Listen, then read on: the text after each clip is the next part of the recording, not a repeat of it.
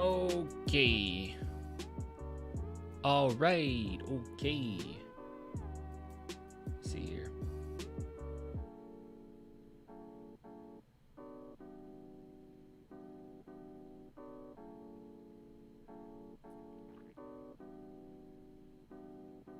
This video. All right. We're so back. What's up, y'all? How everybody doing? Oh, man. Oh. All right. Yo, what's good? Was there supposed to be something down here? Where's the little thingy? It's like a little thing that's usually at the bottom right. I guess it's gone. I don't know. I mean, it's my stream. I should know where everything is. Hold on, is the music up loud right now? Oh no, I turned it down. Cool. Do you feel like signing more? All right. First off, everyone's asking how I'm doing. I'm doing pretty good. What's the great news? A few things, actually, at least a couple things. 3 things, actually. One of which I think is very great news, which I don't think you guys will think is that big a deal. Second, in which I think it's really great news, and I think you guys think it's good news. And then another thing that I think is good news that I think you guys would think it's okay news. Tell me something good, wah wah. Is that a song? I don't know. Let's let some other people come in first. Man, but I am excited.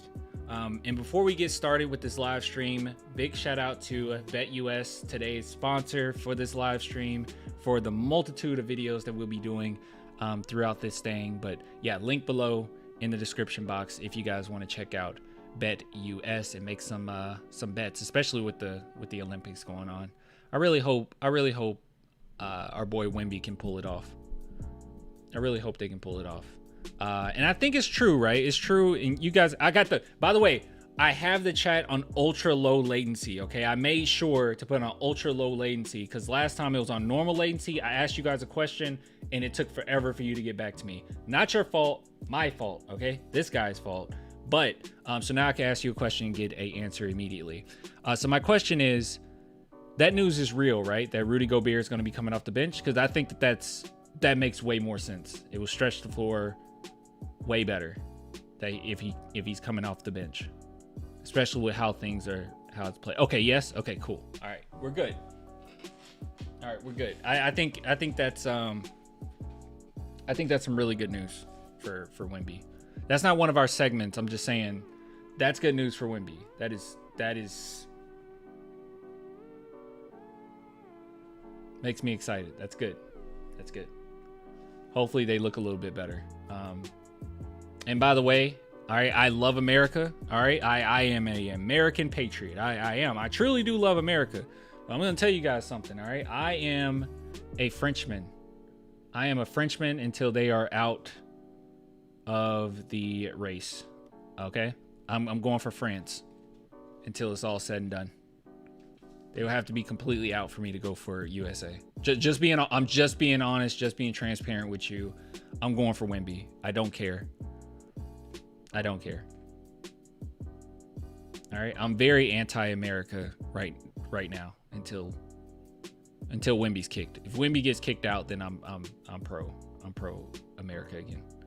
Only going for France because of Wemby? Yeah, me too. I don't really care.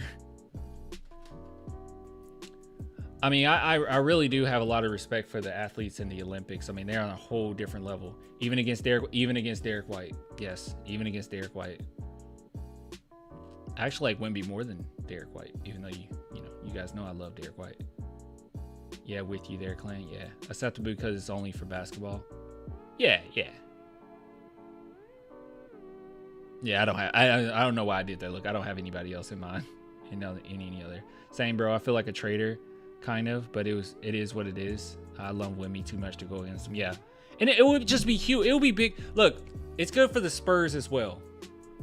Okay, it's good for us as well, not just for fans. It's just good for the Spurs as well. All right, it'll look really good for us. We want free agents in the future. Hey, gold Olympian Wembanyama, who took down Team USA. Like, it's the start of something big. Second year in the league. Well, not even in the second year of the league. Rookie Wembanyama took down Team USA. That would be insane. Absolutely insane.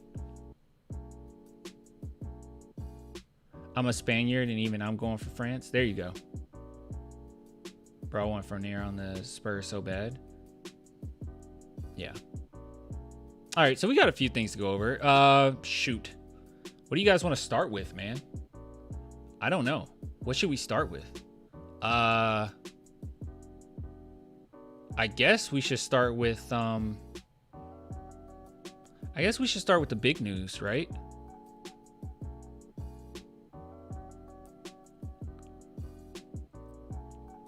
All right.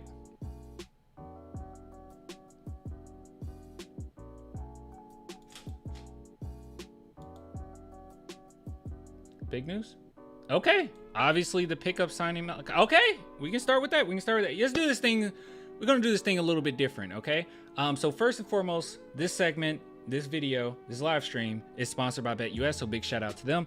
Link below in the description box. So what we'll do is I'll give you my overall thoughts about this acquisition, right?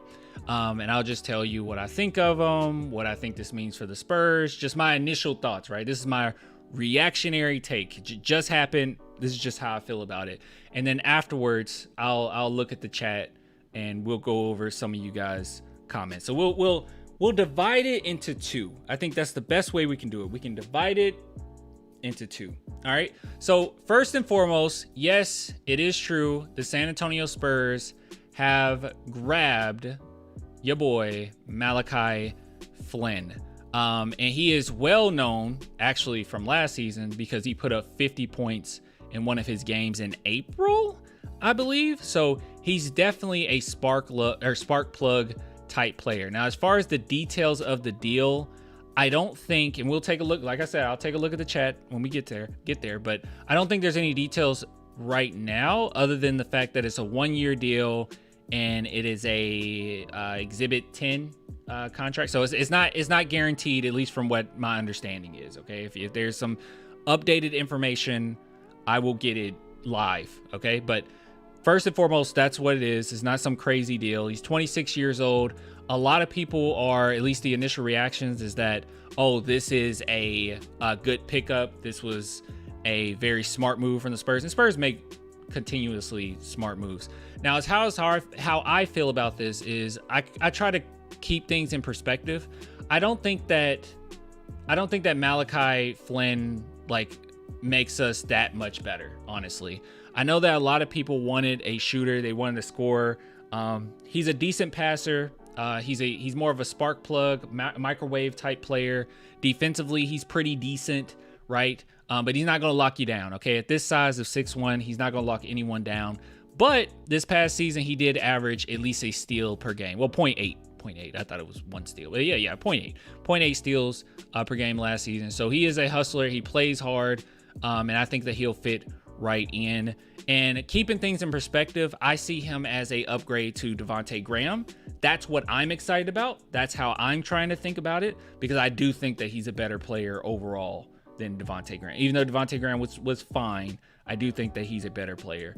Now, as far as his percentages from three, I did see some initial reactions saying, oh yeah, man, oh he's lights out from three. Not necessarily. We can see here his last 2 seasons, in which it was 31% and 30.8%. But that could be the situation he was in. As you can see with the Knicks, it was only 4.4 minutes. He only played 14 games. And then this past season, it was only 24 games. But when you can see that he's in a role that's a little bit more comfortable and he gets more playing time and he gets more games under his belt, he does pretty decent. So with Toronto, 35% during, oh, well, actually, I'm so dumb. Yeah, he did get traded around that one season, right?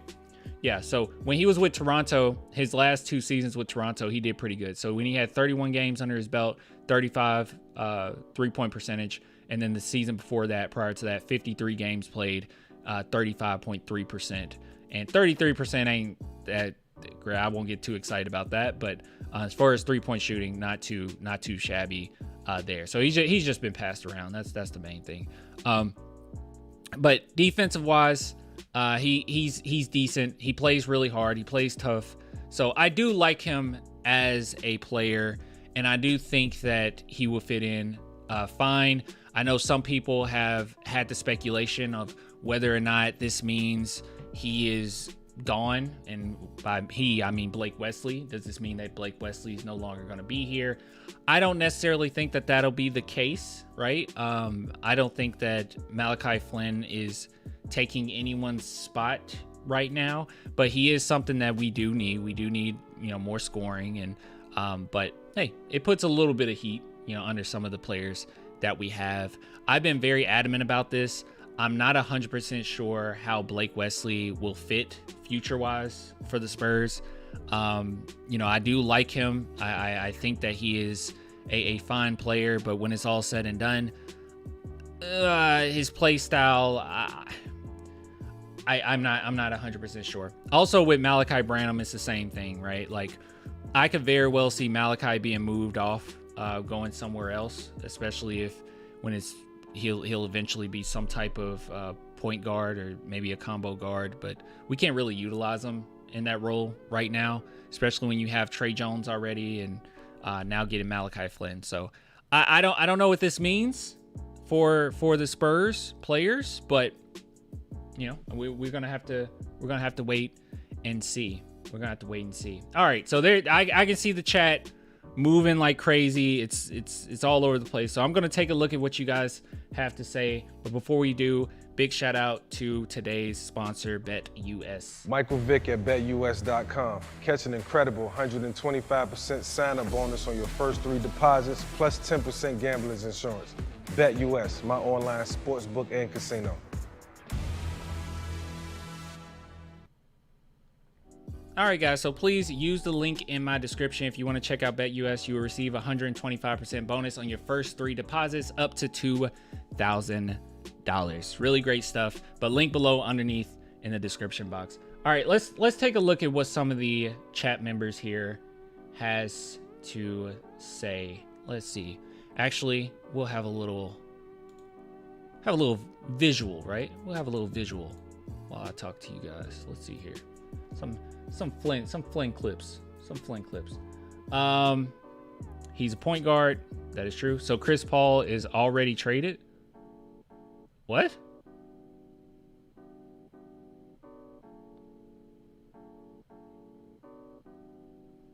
What? I don't know. Pistons waived him. That should tell you something. Oh, so you guys aren't excited. It looks like the chat isn't that excited about this. Either he won't get a lot of time or we're cutting ties with someone. That's a really good point too. He is very talented, but here's the thing, man. He's 26 years old. Not to say that's not old or anything, but as far as if he was very exceptionally talented, then 26-year-old is whatever. But the fact that he's 26 and a lot of the guys on our team are much younger, I just don't really see this as a watch out for your job type pickup, I see this as a really good replacement for Devontae Graham, and then we just kind of see what happens. But he does have a lot of potential there. Like that game here, I actually didn't go to it. Let's see if we can find it. Here it is. This game, absolutely insane. So it was against the Atlanta Hawks. They still lost. But 18 for 25, 72%. So this is the type player, he's the microwave. 72% from the field, 55.6% from 3. He's capable of doing this. And with 50 points, nine of them came from the free throw line. Only 9. So just on the court, he put up 41 points. That's really impressive. Very impressive. So I wouldn't be... It can go either way. It can go either way. But me right now, I'm not going to just be bought on the idea that anyone on our team is... it's trouble for you. I think it was just a solid pickup and a good Devontae Graham trade, or not trade, but replacement. That's how I see it right now, and we'll just see what happens. Off the bench too, yeah, very impressive, very impressive. And by the way, I've said this before, I'm not connected to anyone on our team. Like I'm not holding on real tight to anyone's name that isn't Jeremy Sohan, Devin Vassell, or Wemby, right? Like I'm not. I'm totally cool with, you know, anyone being replaced. That's how much confidence I have in Wemby, by the way. When is the Clan podcast coming? I really need to do that. Need to convert everything to audio. That would be cool.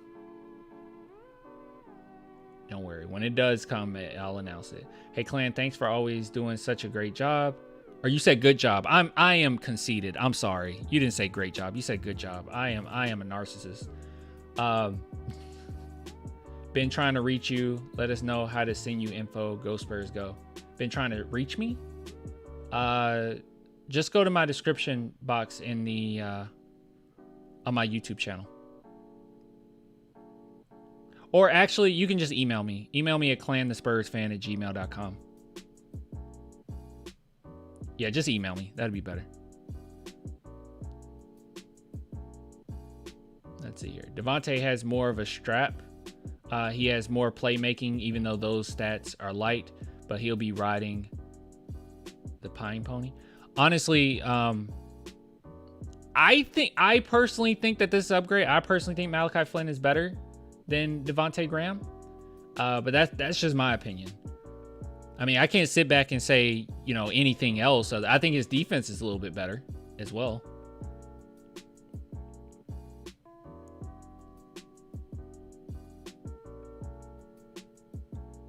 We need a solid 4 and bring in a wing for Paul and Barnes. Start Sohan with Vassell and let Castle play point. And if it doesn't work, you still have Honed and can put Castle at the wing. I think you're overthinking it a little bit. We still got to see what this team. I think, okay, so here's one. The Biscuit Buddy says, I think Blake Wesley has a problem of improving his overall game. When he works on one thing, the others diminish. He can't put it all together at once. Well, keep in mind that Blake Wesley, the main narrative during this last draft, was that he is, or when he was in the draft, I'm sorry, was that he's raw. He's raw talent, right? So it's a lot that he still has to put together. But I will say his defense is what's kept him in the game. And I think that's what will continue to get him minutes. The defense is really good. He's not a lockdown or nothing like that, but his defense is really good. I don't think he'll ever be a great playmaker. All right. I just don't. You know, I don't. He really needs to just focus in on, he's already stupidly athletic. If he can just focus in on being a really great defender, defining a new role, 3-point shooting definitely needs work. Okay. 3-point shooting, everything else will kind of come together. As long as his 3-point shooting is there and he continues to play good defense, everything else will come together. He's a guy like that, a guy like Blake Wesley being a threat from 3 is very dangerous. He has to finish around the rim a little bit better too, but it's very dangerous because you want people to overcommit to you, and right now they just kind of leave him out there, you know, because his 3-point shooting just isn't good. I'm a huge fan of Sohan, to be honest. Me too. Seems like a winning move in the sense that we are either gearing up for a trade, Okoro, or want a veteran presence over a young guy. Yeah, either way, it's a smart move. Don't think too much of it. I'm only taking this as face value and with the idea that the Spurs want this guy to play and be on the team. And if that's the case, I don't think that anybody's, you know, future is in jeopardy unless he just really tears it up. I just see him as a adequate and good off the bench player, replacing Devontae Graham. That's all I see him as. I'm not trying to think too hard about it, but it could result in you know, a trade, sure. I think we're set.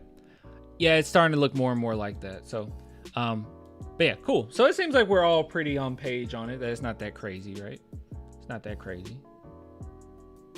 If Pop sends Castle to the G League and plays Flint, Pop is not sending Castle to the G League. That would be insane. He's not going to do that.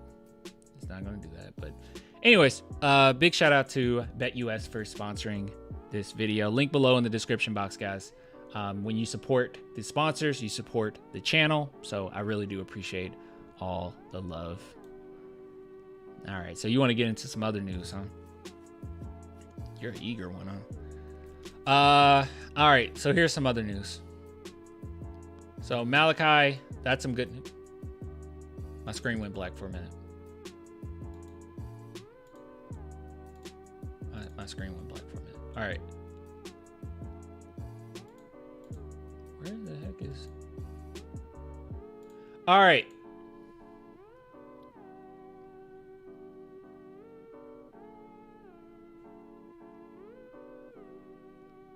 All right. Guys, the Spurs dodged an absolute bullet. They dodged an absolute bullet. What the heck is this? What? Why did they do this? What? Okay, so the Utah Jazz, you guys know they've been playing hardball with the Warriors and the Spurs and other teams that have inquired about Lauri Markkanen. And it got to a point, it got so exhausting with us going over news that I just got to a point where I said, you know what? I don't even care anymore. Just do whatever you want, Jazz. I don't want him anymore. I was excited at first. Now I do not care. And the reason being is because they were asking us for so much. I'm pretty sure they might have asked for Jeremy Sohan initially, but they asked for Devin Vassell and Keldon and multiple picks. In what universe would the Spurs give you Devin Vassell and multiple picks? The Jazz don't know what they want to do. It seems like they want to just go ahead and go into win now mode. But then again, we also heard that they potentially want to try to go after Cooper Flagg. I have no idea. I guess they'll just sit all of their players. I don't know what they're thinking. But they just gave Lauri Markkanen a 5-year, $238 million contract. Did you hear what I just said? That's insane. And the reason why I'm saying that's insane, because some people tried to explain to me like, oh, well, Clan, they did that because, you know, they had to hold on to him, or, you know, it's not that crazy. No, it really shows why they were willing to go to bat for this, why they were so adamant that we had to give up everything. Like, it's insane. It's insane. They wanted to give up everything. They wanted us to give up everything. I'm surprised they didn't ask for Pop and the Coyote and us. I'm surprised I didn't get traded. I wasn't in trade talks. Like, what is this? It's crazy, man. It's crazy. The Jazz were too high. I have no idea. Just know that we dodged a bullet, okay? The Spurs did not bite. They didn't give them anything. The only thing the Spurs were willing to probably give was Keldon and a few future picks. Probably none of the 2025s. Maybe the Charlotte Hornets, which we got to talk about that. We got to talk about the Bulls one too, because that's some good news. But overall, there's nothing I would have gave up. Clan is untouchable with Vassell and Wemby. I'm untouchable with Vassell, Wemby, and Sohan, mind you. There's no one on the market right now that I will be willing. Now, obviously, I said this before. If you give me a hypothetical, like, what, you just wouldn't trade? No one's untradeable, so you wouldn't trade Sohan for Luka Doncic? Of course I would trade Sohan for Luka Doncic. But there's no one that's available right now that's worth even flirting with the fact that we could trade them. Clan the Jazz fan? No, I'm just... Look, it doesn't hurt us that the Jazz are doing whatever, but it just shows that they wasted our time. Look, I'm not in the office, okay? I'm not on these phone calls, all right? But I do feel bad for Brian Wright, all right? We need to come together as a unit and at least, you know, tell him it's going to be okay, all right? No Brian Wright hate for at least a couple months. He needs it. He deserves it because it was nonstop talking, negotiating with the Jazz for them to just continuously tell us, oh yeah, actually we want more. Actually, no, that's not good. And actually, can you just give us like Wemby? I don't know who they think Lauri Markkanen is. Danny Ainge-Greene made GMs avoid that unfair trade. This is just another example that we need to come together, all right? And we need to all say in unison that the Spurs have a good GM. We have a good GM. I know it's hard. I know it's hard to bite that bullet. But after what the Jazz just tried to pull, in which they wanted Devin Vassell, Jeremy Sohan earlier, but they wanted Devin Vassell and they wanted Keldon and they wanted multiple first round picks. They just wanted everything. And then the Warriors, they good God, the poor Warriors, all of this bullet is dodged. I am glad we did not do it. This is why you just kind of wait, build from the ground up, and do what you got to do. Because these types of deals are heinous. And we also need to just agree that Brian Wright is good GM. Terrible. Terrible.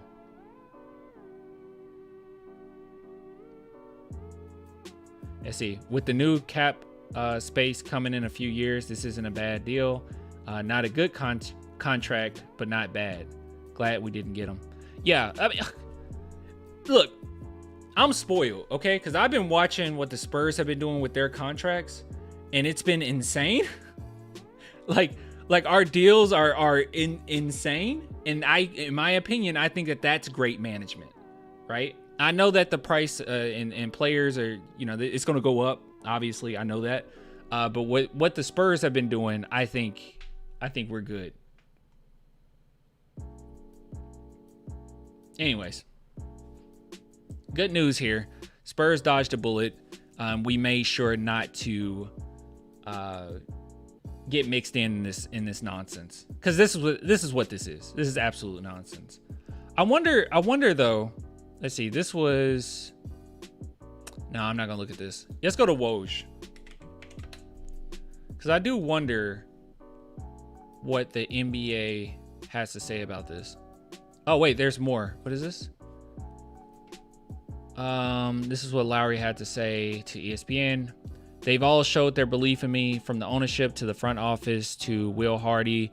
Marketing told ESPN, it's a comfortable environment and those guys resume speak for themselves. I trust in the organization to help grow me as a player, or person and a player, to build our team, and I'm ready to take on the challenge. Let's see.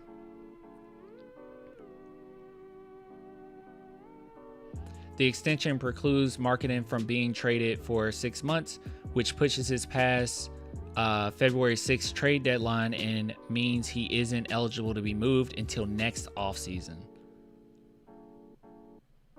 All right, so this is probably the one where everyone would react to it, right? See the initial reactions here.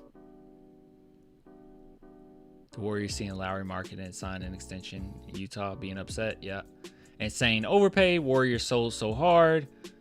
So a lot of people wanted the Warriors. The Warriors fans talked so much only to be played. They wanted way too much though. Like, I don't know how you can be angry with the Warriors here.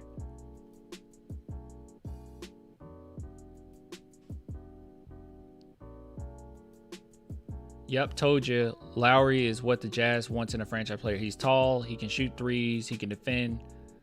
He's got a high basketball IQ. He's a family man. He's apolitical. Oh, that's okay. He's so smart. He's humble and polite. He's hard worker. Summary, he's got Utah Jazz DNA.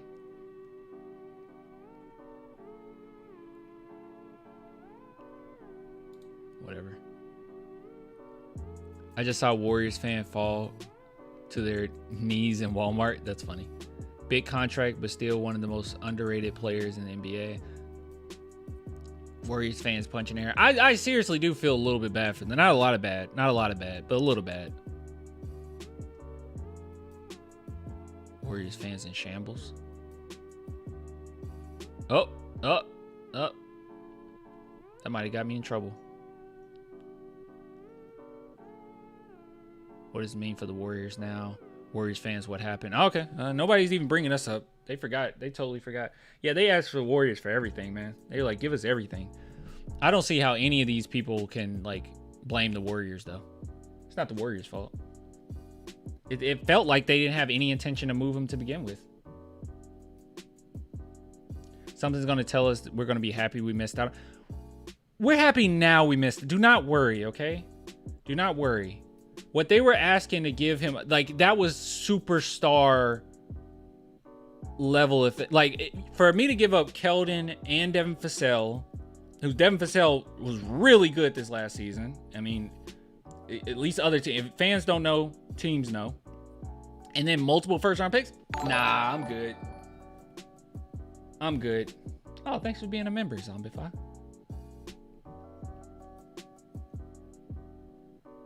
Thanks, man. Glad to be back. Hey, I'm glad for you to be back. So what I miss? Nothing.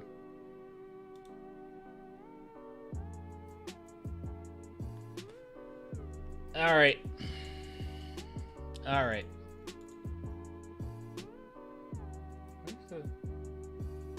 Okay. Sorry, I was checking the clock. All right. You guys have no idea how hungry I am. So I think this is great news. Wait, did I have something else? Oh, this. I don't really know what's going on here.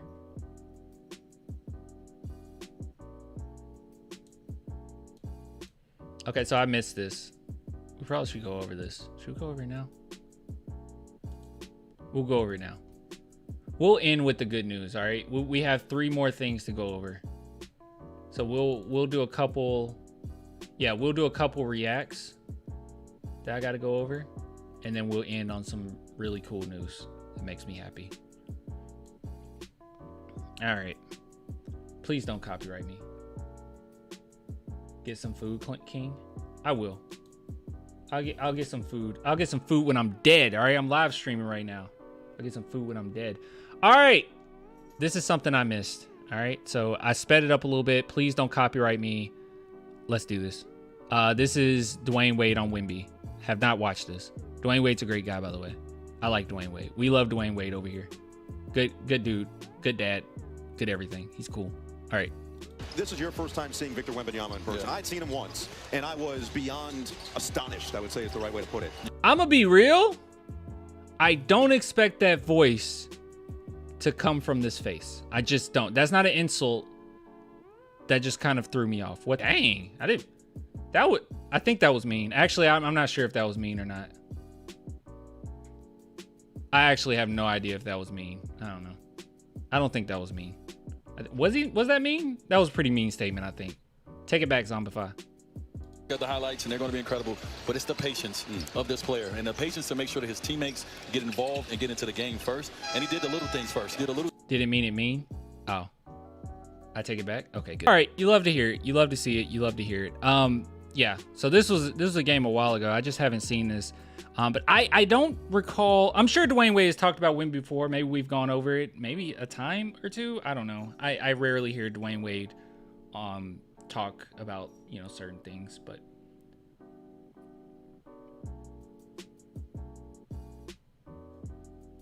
anyways, okay, we'll get to that in a minute. I just saw a comment. We'll get to that in a minute. But anyways, yeah, so Dwayne Wade on Wemby basically said that he has a really good knack for setting himself up. The one thing that's cool about Wemby is there's been some games where he didn't play like super well at all, where offensively it's like, what the heck is going on with Wemby? Like, oh, he really need to get it together. But he does so many other things on the court that still contributes to winning. It contributes to winning basketball, and he still has to get a lot of attention. It's not like Wemby can be a player where, and this is the beauty of Wemby, right?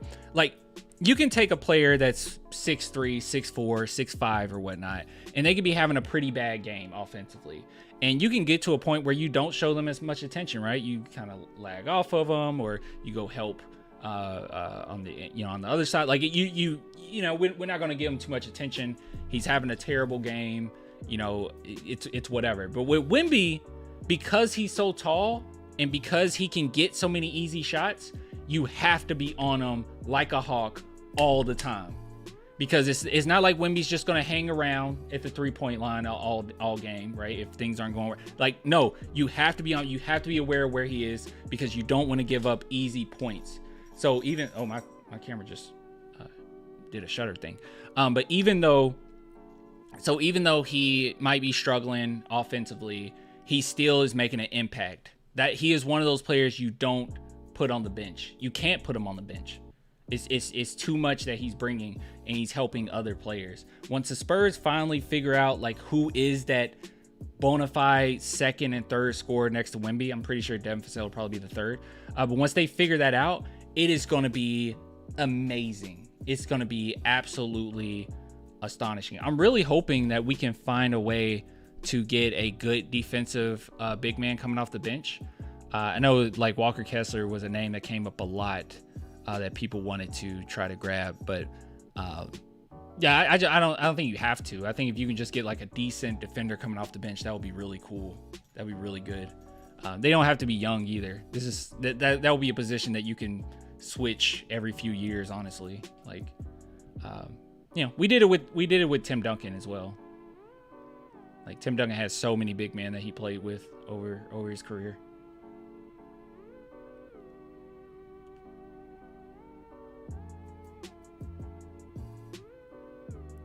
If we can get to sharing the basketball like the symphony our last big three made into popular art, that would be cool. I can never say his name. Valanciunas. I think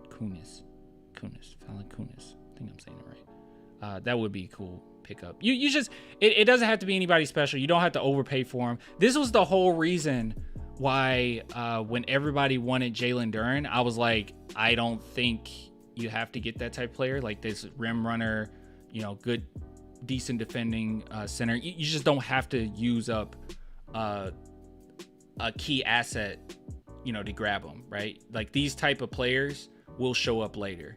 Duren is a really good player, don't get me wrong, but these types of players, just that archetype is good.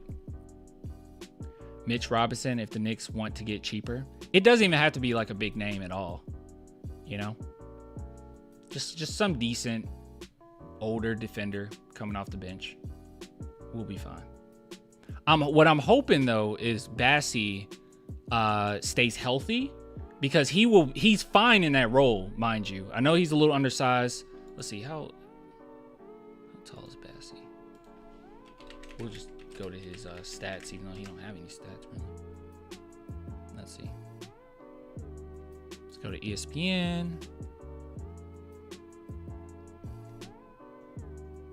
6'10". So yeah, he's a little it's not that undersized, but a little undersized. Steven Adams. Yeah, like a Steven Adams. That would be cool. Isaac from Magic. Yeah, something like that. Something like that. But yeah, I'm hoping Bassie can be that. When he played, he barely played. What did his stats look like? I'm surprised he got to 35 games the second season. But he averaged about a block a game. He was decent. I don't remember this three. Maybe you guys remember that three. You're a real fan if you remember that three.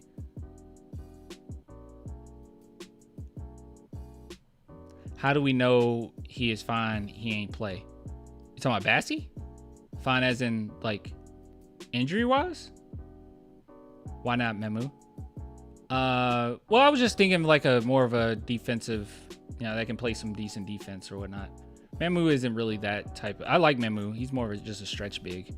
I'm hoping Bassie can do it a little bit. But yeah, you're saying how do we know he's fine? He ain't. I mean, in the games I watched him play, he's fine. I mean, he was pretty good. He was good coming off the bench. Memu's awesome. Memu's good. I do like Memu. I mean, Memu is going to be in the rotation, mind you. I'm not saying Memu's going to be in the rotation. Yeah, we just need some type of defensive guy when Wemby. I just don't want us to constantly get attacked as soon as Wemby sits on the court, because that's what sits on the floor, sits on the bench or whatever. Because that's actually what happened last season. Every single time he went to sit down, we were screwed, and they attacked the basket over and over and over and over and over. It got exhausting, guys. So I'm hoping that we just don't get to that point.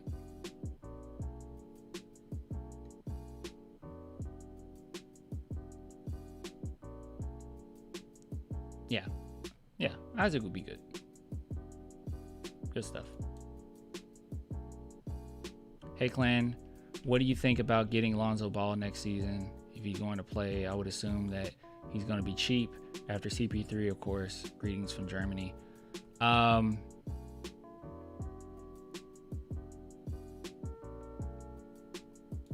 Okay, hold on. Let me read that again. Hey, Clan, what do you think about getting Lonzo Ball next season? If he's going to play, I would assume that he is going to be cheap after CP3, of course. Greetings from Germany. I actually believe in Stephon Castle a lot. I wouldn't do that. Like you said, he would be cheap, so I do understand that. But man, I don't know. As far as everything that's came out about the injury and what's happening with that, I'm not really that. I don't have high hopes for him to come in and be very effective. But I do think that you need to put a little bit more faith in Stephon Castle and the knowledge that he's going to learn from CP3, because that boy, he can ball, okay? He has very high basketball IQ, and I would much rather him get as many minutes as he possibly can rather than, you know, giving it to Lonzo.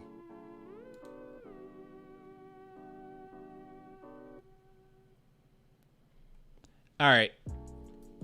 Let's see here. Next order of business. Where are we?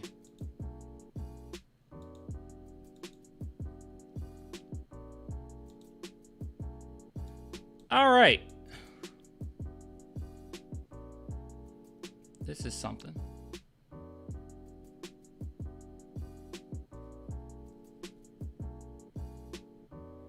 All right.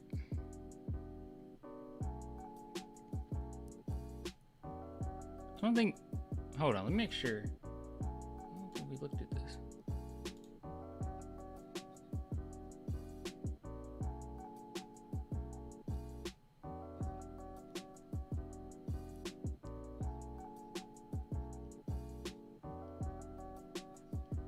No, we haven't looked at this. I don't know what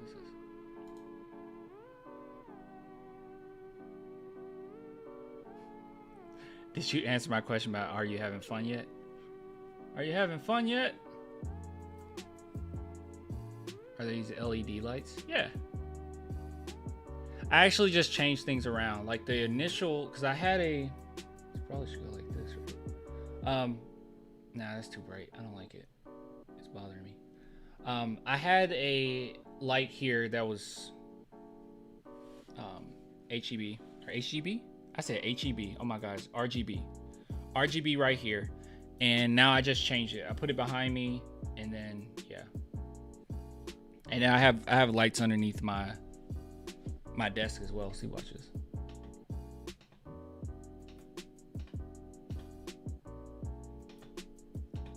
I can make it do other stuff too, but I'll have to get on my phone.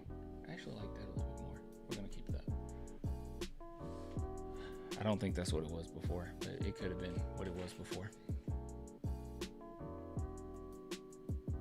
Yeah, we're gonna get there. The Charlotte and Chicago picks. What's your intro from? The Are We Having Fun Yet? Oh, buddy. Oh, buddy.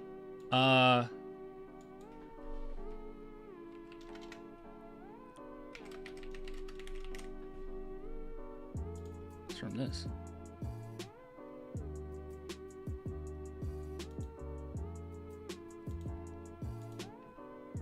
Having fun yet? Here we go. It's from this. Are we having fun yet? It's from that. Then it ends with. Want some nasty? There you go. I want some nasty. 12 years ago. That's crazy. That's crazy.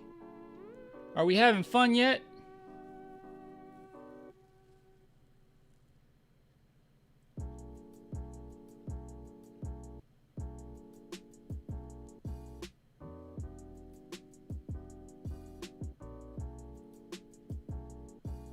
All right, let's dive into this one. We'll dive into this. I have not watched this. I have not watched this whatsoever, but I do want to do. I want to do this. I want to do this how we did the other segment, the few segments ago. Okay, I'm gonna go over it. I'll react to it, and then afterwards, I'll take a look at the chat and we'll see what you guys think about this. But the question is this. Actually, hold on. We will make it even more fun. We'll make it even more fun. Hold on. We're gonna make it even more fun. I'm gonna do a poll. I'm gonna ask you guys. Do you think the Spurs will have over or under 35 wins? Wins will Spurs have? And don't worry, if you're watching this video later and you're not part of the live stream chat right now, you can leave it in the comments. So you say over 35, under 35. All right. All right, start at the poll. All right, okay. No, you don't have to put it in the chat over. I got a little poll there. All right, we got a little poll. We'll take a look at the poll. Big shout out to BetUS for sponsoring this live stream and this segment and this video whenever it's uploaded. All right, let's take a look here, man. Let's take a look. Where is it? I lost it already. Lost the plot. All right, this was on Zach Lowe's podcast. Let's take a look. What do they have to say about the San Antonio Spurs next season? Go. I think they're really interesting. And ultimately, I think what it comes down to is like how. Why can't I move this, Elon Musk? Why can't I move this? I want to move this up like I can on YouTube. I'm just kidding. Obviously, like that will be difficult to do. Good is Victor Wembanyama? Is he a top 15 player this year? Or is he going to show up and just be like first team all NBA? You know, last year, the Spurs were playing him more at the 4 at the beginning of the year, more at the 5 at the end of the year. And you watched him in his first 20, 25 games, however many it was. And defensively, he did rookie stuff. He was still fantastic defensively, but he was doing rookie stuff. We'll address that in a minute. 27 votes. Guys, it's like 100 and something people in here right now. Come on. You got to do better than that. Get more votes. It was the ball swung to the opposite way and he would rotate a little bit late. He would have to help as the low man and he'd be a little bit late coming in, or he would give up the pass to the corner or something as he did it. And then very, very quickly, he started to figure out the speed of NBA defense. And all of a sudden it's just, okay. He's saying early on. Just like if Victor Wembanyama is on the court, you're going to annihilate teams, period. If he takes a significant jump, which I think we can all agree is very much on the table, and he's just a first team all NBA player, I think it's possible having him with just competent NBA players around him, and Devin Vassell's a competent NBA player. Chris Paul, like, I know he's fallen off, but you look at the numbers, Chris Paul's team is always better when he's on the court. Always better when he's on the court. The team's shot profile is always really good when he's on the court. He's always getting guys good open shots. Castle, I think, is a talented guy, and if he can be somewhat decent coming in, then they're. Is the Lowe podcast, are they just pro Spurs? Every time we listen to them, it's nothing but glaze. I'm here for it. In good shape. Trey Jones, I think, it was kind of miscast as like the guy in terms of being the point guard for a team last year, and now you've got him in more of like his Tyus Jones sort of role, the idealized role for Trey Jones. I just think they have a decent amount of competent players around a guy who really, he might end up being a top 5, top 7 player this year. I think that's in the cards, and if that's the case, like, okay, guys, I'm not gonna let myself forget. We're gonna look at top players. I'm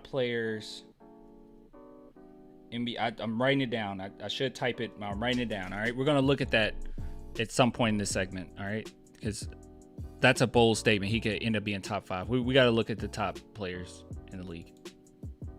I think we're talking like Spurs play-in tournament. And I think it's possible we're talking Spurs winning a lot more than 35 and a half games is as unbelievably difficult as the West is. I have said that I think the Spurs are going to be in the play-in race next year. So I guess that by default, I'm taking the over on this. I agree with everything you said. I co-sign everything. I think, I just think they're going to be good if they want. They're going to be decent if they want to be decent. And to your point, maybe that just depends on how the first 25 games go.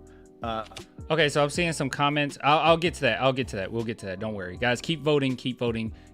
So, as far as what they had to say here, this is a lot of praise, and I love to see it. I do agree with him as far as I thought he was saying like throughout the season he seemed like a rookie defender, but that's not what he was saying. He was just saying that he had to catch up to the NBA, catch up to the NBA speed, which is like undoubtedly true. Like he did struggle. He even struggled in the summer league with that. So it's no hard feelings there. I do agree with him on that front. And as far as, you know, Stephon Castle being a talented guy and Chris Paul making everyone better. Yes. That's all true. So actually what I want to talk about actually relates directly to some of the things that I'm seeing in chat. So before we talk about that, big shout out to today's sponsor, and we're going to dive straight into what you guys had to say here. Michael Vick at BetUS.com. Catch an incredible 125% sign-up bonus on your first 3 deposits, plus 10% gambler's insurance. BetUS, my online sportsbook and casino. Aduji said, I went to the casino and put $20 that they make the playoffs next year. You could use BetUS. Link below in the description box. Please. When you support the sponsors, you support the channel. So please do, man. You receive 125% bonus on your first 3 deposits up to $2,000. So yeah, I need to address some of these. So some people in the chat said, Clan, not sure why you don't want to win games this year. Someone else said, it seems like you don't want to make the playoffs. Another person says, I have them making the playoffs. I never said I didn't want the Spurs to make the playoffs. Let me go ahead and say this now, okay? I don't believe that they will make the playoffs. Okay, that's a huge difference. I don't believe they will make the playoffs. I am totally fine. I am not how I was 2 seasons ago, right? Or 2 seasons ago. I'm not worried about what's going to happen anymore. I'm not. We have Wemby. I'm cool. I don't care. I'm chilling. I'm going to be cheering for them to win every single game. All right. I don't necessarily think 2025 is the end all be all. Now, the Wemby draft, I really felt like that was the end all be all. Like you had to go for that. Don't win. Screw it. Let's lose. I do not feel that way anymore. Even though this draft is stocked, I need to make this clear.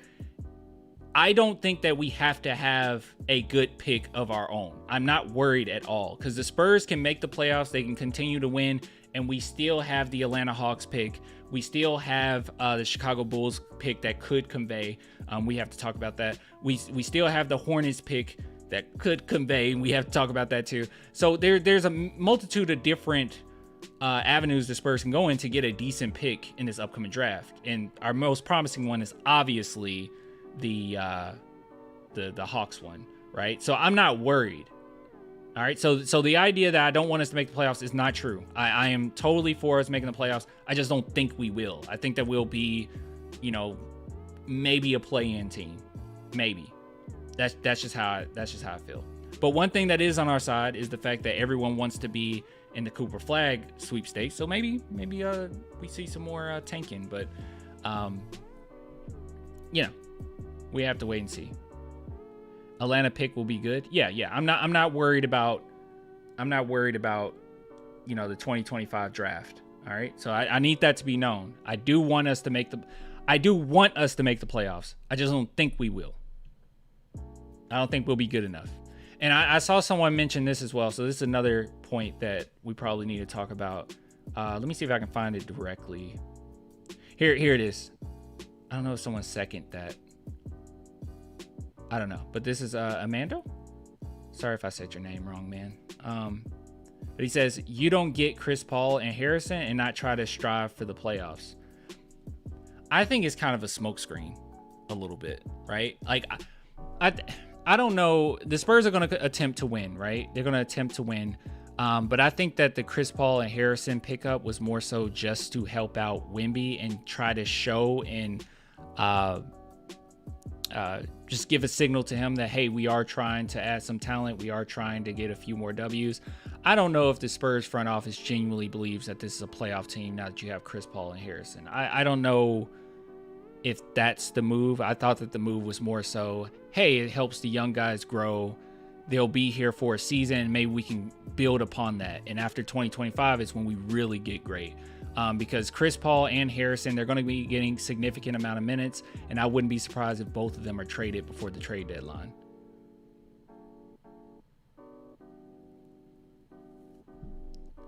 Oh, it's pronounced like Amadou. Okay, sorry. Wait, I might have said it wrong again.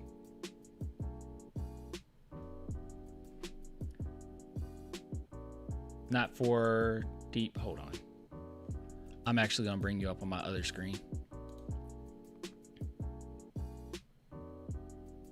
It's not up anymore. That's weird.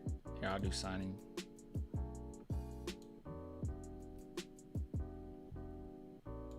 Oh, it's up.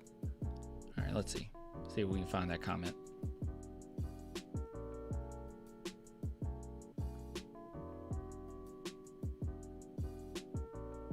We are going to try for the playoffs, but realistically not going to make it. Yeah. I can see that. They're gonna go for it. I just don't know if this was like a, okay, guys, our time is now type move. I thought it was more just smart. Just help our young guys grow, get a few more wins under our belt.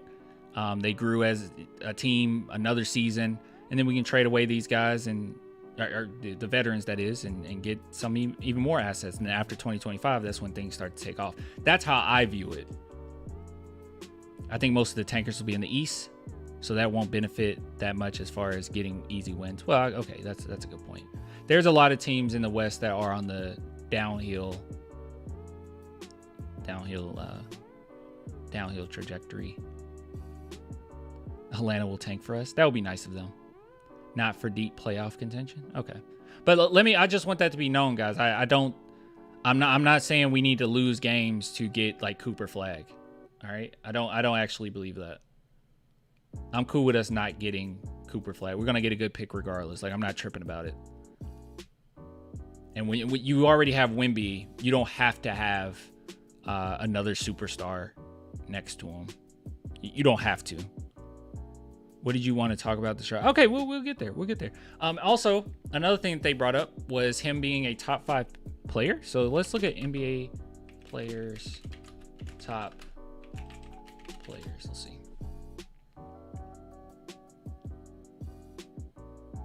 NBA ranked. All right. Hopefully this was after the season was over last season, but it doesn't really matter, I guess. Man, top 5 is a crazy thing to say. All right, let's see what we got here. I don't think he'll be better than Jokic. He won't be better than Doncic. I don't think he'll be better than Giannis. I don't think he'll be better than SGA. Oh my goodness. Wait.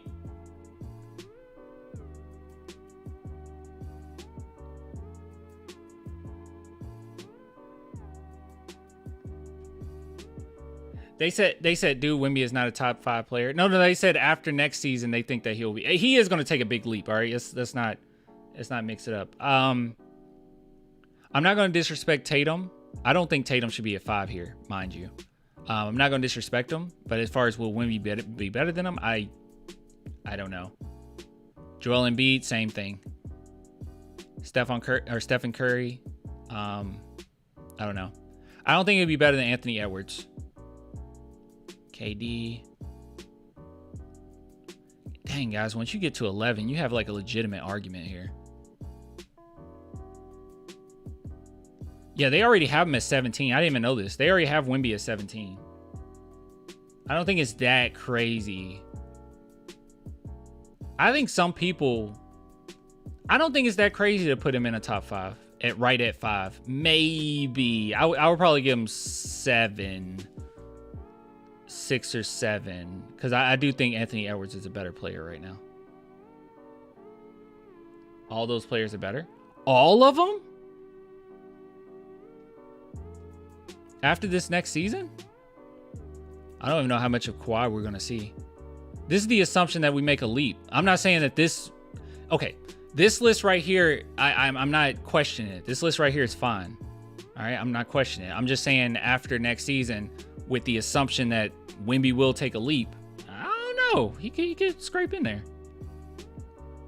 I think we'll all agree that he's at least a top 15, maybe top 10. Yeah, at this point, it's like, yeah, he's better than these players. Yeah, I think he's better than them. Interesting. Interesting. All right, last order of business. Let's take a look at this. Let's take a look at this poll. Oh. Okay. All right. As we can see, well, oh, you guys can't see it on the screen. We have 82%. 82% said over 35. The Spurs will have 35 or more wins. You guys really do believe. Hold on, let's see. Spurs. I'm actually, honestly, I'm going around 35 too. NBA standings. So we'll look at the NBA standings of last season. Let's take a look here and see what made it last season. In order to make the playoffs, to be in the discussion, you had to have at least 46. You had to have nearly 50 wins. So that's a lot of wins. Bro, clan is happening. I don't know. I voted over, just cautious optimism. That's cool. I swear if the Spurs don't get at least 35 wins this year, I'll cry. I think it'll be close to 35. All I'm saying is I don't think that's enough to make the playoffs. That's all I'm saying. That's all I'm saying. I do hope we make the playoffs. That'll be cool. That would be cool. All right. Thank you guys for voting. I think it was nearly 100 that voted. 80 something. Okay, that's cool. 84. Anybody else want to vote before 85? All right. Okay, cool. I don't think it changed. Yeah, it didn't change. Your 85, your 85th vote didn't do anything.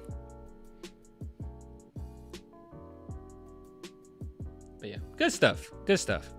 Good stuff. All right, let's get out of here. Big shout out to BetUS for sponsoring this video. Link below in the description box. Support the sponsors. You support the channel as always. All right. You don't get Chris Paul and Harrison and we read that one already. It looked like that was copied for some reason. Wait, buy merch. We're not doing that right now. I have to catch up on someone's order this week. I have one more person. I want to put some more on the shop before I start advertising it again. Got to get my stuff together. It's a lot. It's a lot. All right, let's see here.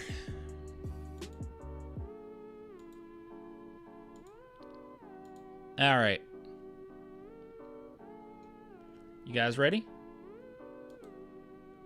All right, chat.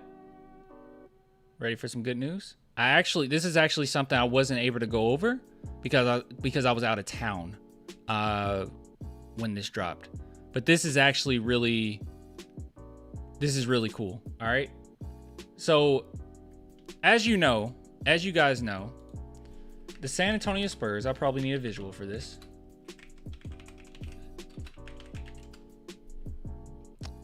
The Spurs have a lot of future picks. Brian Wright and company did a phenomenal job of making sure we were prepared for this upcoming draft. The best draft is going to be one of the better drafts of the last, few years, right? Wemby one was phenomenal, but this one has a lot of depth, a lot of talent, especially in the lottery. So we can see here, not that long ago, we talked about the Chicago Bulls pick. We said protected 1 through 10. But how things were going, it seemed as if they were going to go ahead and just be a lottery team, right? Like that's it. It's over. That one will not convey. That's what we assumed. Also with the Hornets, we said protected 1 through 14. Yeah, they'll be bad enough where, that won't convey, right? So most of us just agreed, as a unit that the Spurs are going to have 2 first-round picks in 2025. and everything else is just kind of up in the air. But these are the ones that we can bank on. Our own, because, you know, even though we want to make the playoffs, don't know if we will. And then, so it'll be a really good pick. And the Atlanta Hawks, which they have constantly just talked about growing their players as far as like development. That's all they've been talking about is, hey, we have to develop these players. So they're not going to be a good team. I'm assuming they will not be a good team, and they have no incentive to tank, right? So, you know, they have no, they're going to try to win, right? They're going to try to win, but, you know, it's just not going to be good enough. They have no incentive. So they're going to attempt to win, but it's too young, just way too young. Now, this is actually something I was not aware of, or something I just didn't think about. So this article here talks about Zach LaVine. So it talks about how the Bulls attempted to shop LaVine and found out real quick that his value is low. It is in the garbage. It's trash. We can't move him. We have to do something. And what's that one thing that they would have to do? The one thing that the Chicago Bulls would have to do is make sure that teams can see how valuable he actually is. So that would mean playing him and showing that he can affect winning. That would mean playing him, giving him significant minutes, and you trying your best to be a cohesive team around him. Because one thing you don't want to do is him go out there and he stinks up the place and you really can't move him. Now, this article also points out that doesn't necessarily mean that they'll make the playoffs or anything. But right here, but Chicago owing the Spurs a top 10 protected first and several teams likely to tank hard for Cooper Flag, they may be at risk of giving up that pick. So yeah, it's really good news. So it is a possibility. This is an angle that I was not thinking about, but it is a possibility that we could end up getting their pick to convey, essentially, while they're striving. They're trying their best and striving for LaVine to be put back on the market. I guess it just depends on how the Bulls view the 2025 draft. I think they would be crazy not to view it a certain way. But if you're trying to bring up his value and, you know, put him on the market while also wanting Cooper Flag, those things will conflict with each other, right? They're going to conflict.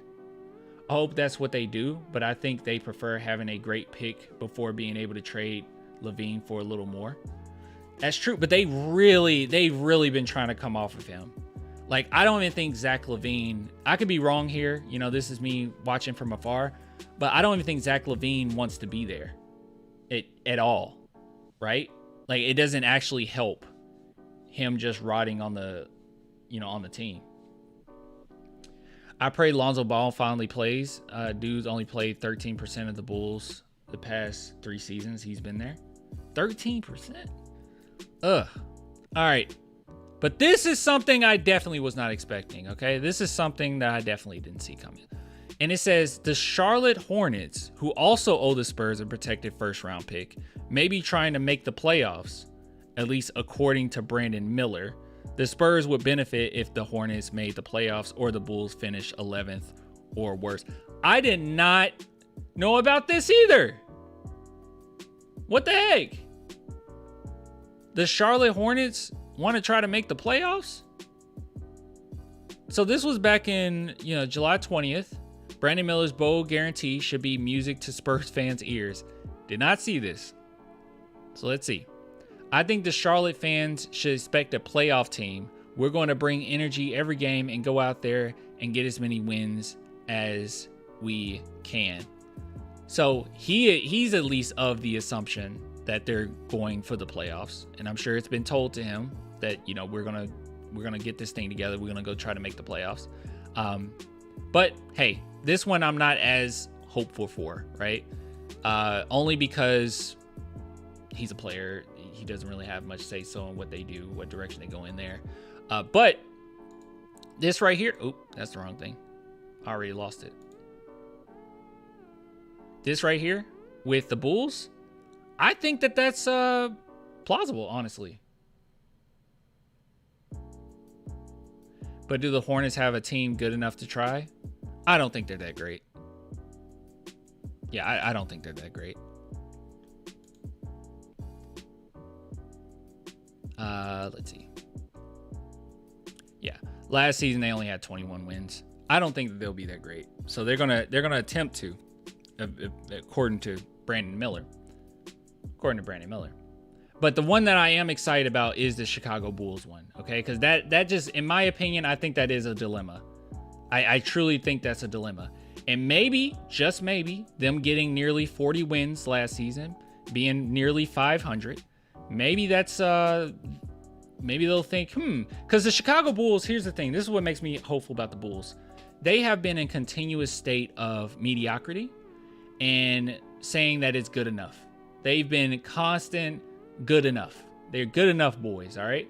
And I'm really hoping that they stay in that cycle this upcoming season and say, hey, look, just be optimistic as you can. Hey, look, we have 50, we won nearly 50% of our games. All right. Got Zach LaVine. You know, we got to make sure Zach LaVine get his numbers up. Maybe we can make something happen. That's what I'm hoping for. Okay. Chicago Bulls have not been known as a team that has been attempting to tank. A lot of fans have actually been upset with their unwillingness to just tank. They traded DeMar DeRozan. They are trying to get rid of Zach. But that's the thing. They haven't been able to. That's what I'm excited about. If the team continues to reject LaVine and Vucevic in trade talks, the Spurs may have a chance. Yeah, they're having a terrible time. So you have to play them, right? You have to play them. It's really difficult to, you know, it's two things playing on you right now. I mean, you can tank. You can just make sure they don't get playing time at all. Just sit them on the bench. You can do that and tank that way.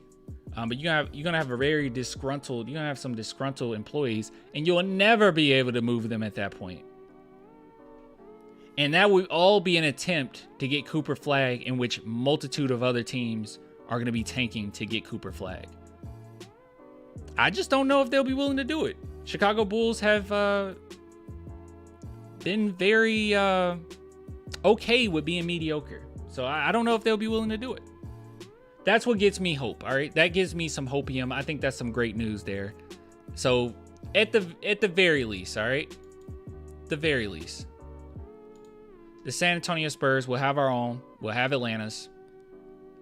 But, man, we might get that Chicago. I'm still not a huge believer of the Hornets, but we might get that Chicago.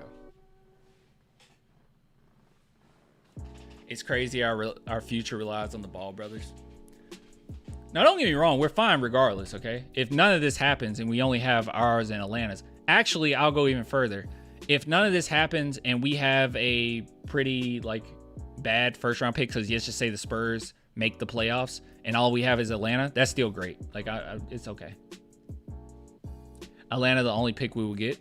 Well, we'll still have our own. It just won't be a lottery if we make the playoffs, right? Like, but we're good regardless. Let me make that clear, okay? I'm cool with just having the Atlanta pick. I'm fine with just having the Atlanta pick.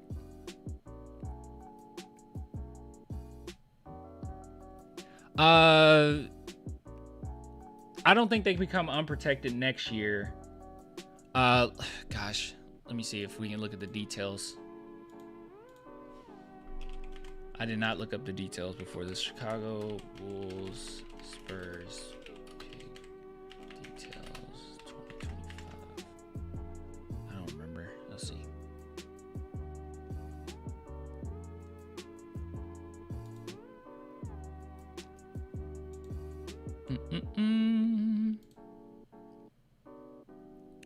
Gosh dang it. I know it'll convey to next season, but I don't think they become unprotected. Charlotte pick becomes 2 seconds if they don't convey this season. Yeah. Because the Charlotte's one been pushed off. It's already not conveyed a couple times, or a few times, so that'll be some seconds. Chicago Bulls should still be a first next season. The next season, but I don't think it's unprotected or anything. Bulls. Well, let me do details. Let's see here.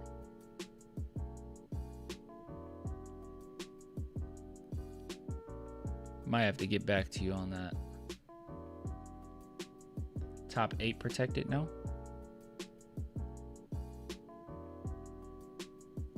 All right, let's see here. Here we go.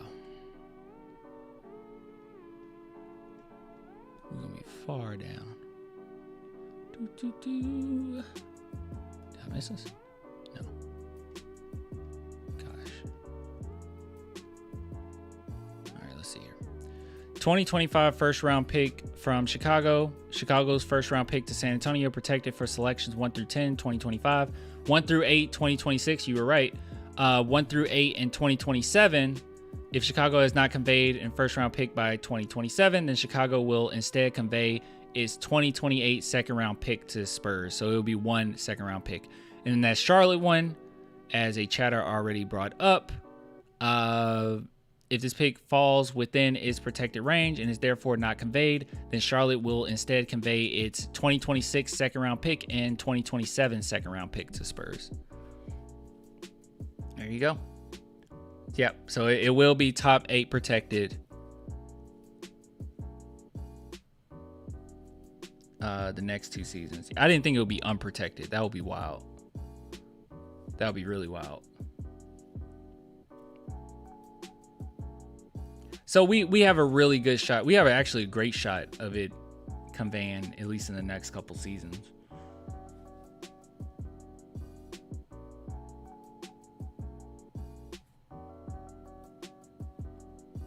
We really don't need any more seconds. How many seconds we have? Oh my goodness. Let's see. We'll just say in the next, 4 years? You guys want to do 4 years? Let's see. 1, 2, 3, 4, 5, 6, 7, 8, 9, 10, 11, 12, 13. We have 13 second round picks in the next 4 years. Yeah, that's a lot. These will be, you know, at this point, the Spurs will be a winning team. We'll be on our way. We'll be feared by everyone in the NBA. And these are going to be traded, right? You're not going to convey all these. They'll be traded, and we'll get another veteran or, you know, something good. We'll get something good. Yeah, Clan, I'll be honest. I don't think we'll be able to keep Vassell long term. Why not? Why not? I think we could. I think we can keep him. Why won't we be able to keep him?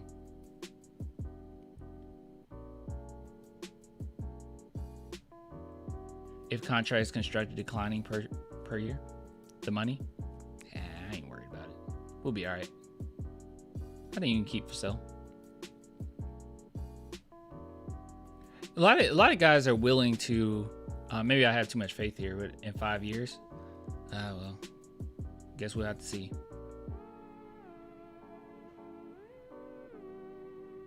But I think it'll be fine. Hugo says CBA rules are not that bad to not keep Vassell. I think it'll be okay. I think we'll keep him. Vassell is, you know, maybe I have too much faith here, but guys are willing also to, you know, construct their contracts in a way that benefits the team. And especially you saying 5 years from now, the Spurs will be winners, right? Like we'll be some serious winners. I think it'll be okay. And his injury history. He did a pretty good job this season, didn't he? Devin Vassell stats. I know he got hurt earlier in this season. I mean, they can use that as a negotiation tactic, right? Like, oh, you know, that knee or whatever he might be dealing with. No, man, you should be pretty positive. He played almost just as many games as he did his second year in the league. And on top of it, he also played 6 extra minutes with a significantly more tiresome role, right? 62 games started. Don't worry about it. We'll be fine. We'll be able to keep him. Not a huge ego guy. We'll be all right. I'm not worried. Spurs are going to be nasty, dog. We're going to be really nasty. We're going to be a great team. I'm excited. I forgot what this segment was even. We're going to end the segment. I forgot what we even what were we talking about? We were talking about picks and something. I have no idea what this segment was about. I'm completely off. Picks? No, it was about something else before. I don't know. We're ending the segment. And segment ended. Yeah, I have no idea what we were talking about, guys. I lost the plot. I'll be honest with you. Castle, Sohan, and Wemby. It was about Wemby. It was. I don't know. Bulls, Charlotte, yeah, but it was like before we talked about something else. Oh, was it the 35 win thing? No, that was before, right?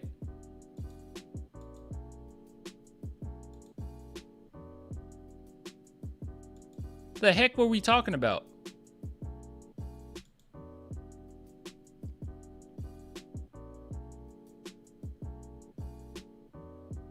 That was a prior segment? Then what the heck were we talking about? Zach LaVine? Oh, yeah, that's right. We all have CTE. I'm sleepy. Was Wemby a top 5 player? That is all. The reason why I got confused is because this was all in one segment. It was all in one segment. I'm sorry. I got off topic.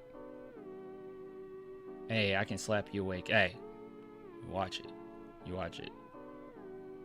I think this is a good time for a quick ad break. Big shout out to BetUS for sponsoring this video. Michael Vick at BetUS.com. Catch an incredible 125% sign-up bonus on your first 3 deposits, plus 10% gambler's insurance. BetUS, my online sportsbook and casino. You heard that correctly. You will receive a 125% bonus on your first 3 deposits up to $2,000 if you use the link below in the description box. I got it right underneath this video. Right underneath this video. So you support the sponsors, you support the channel, and I truly, truly do appreciate it. Not a lot of BetUS, not that much Spurs invasion. True! True. True. Have you guys followed Spurs Invasion? I want to rant about something again. I want to rant about something and then I want to get out of here. All right. Have you guys seen any good movies lately? Chat. Because I saw 2 movies. I saw 2 movies recently. And I have to rant. I'm upset. Saw 2 movies with my... Oop. What the heck is the thing? With my girlfriend and my best friends. And I was upset. So I want to talk to you guys about it. Yep. Deadpool. What did you guys think of it? We can start with Deadpool. That's one of the 2 movies I went to see.